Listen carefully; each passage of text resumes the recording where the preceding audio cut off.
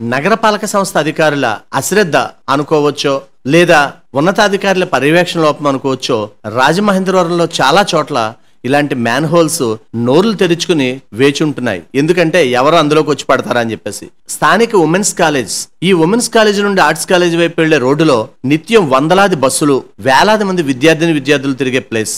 ఈ రోడ్లో ఈ మ్యాన్ హోల్ ఎప్పుడు కూలిపోతుందో తెలియదు. ఆ గ్రిల్ ఎప్పుడు లోపలికి పోతుందో తెలియదు. ఏ ప్రమాదం జరుగుతుందో తెలియదు. అనుక్షణం కూడా ఆ రూట్ ని వివిధ రకాల వాహనాలు తిరుగుతూనే ఉంటున్నాయి. ఎవరో పట్టించుకోవడం లేదు. అక్కడ మ్యాన్ హోల్ ఉంది, పాడవుతుంది, లేకపోతే పడిపోతాం అనేది లేదు.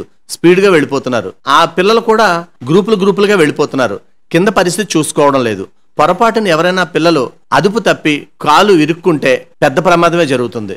నగరపాలక సంస్థ అధికారులు, నాయకులు తక్షణమే స్పందించి ఇక్కడ ముందు ప్రమాద సూచిక ఏర్పాటు చేసి తర్వాత శాశ్వత ప్రాతిపదికన అక్కడ మ్యాన్ హోల్ గ్రిల్ ఏర్పాటు చేయాలని ప్రజలు కోరుతున్నారు. ఇది తక్షణమే స్పందించాలని కోరడం వెనుక ఆంతర్యం అక్కడికి వెళ్ళి చూస్తే ప్రమాదపు పరిస్థితి ఇంకా క్లారిటీ ఉంటుంది అనేది ప్రజల మాట.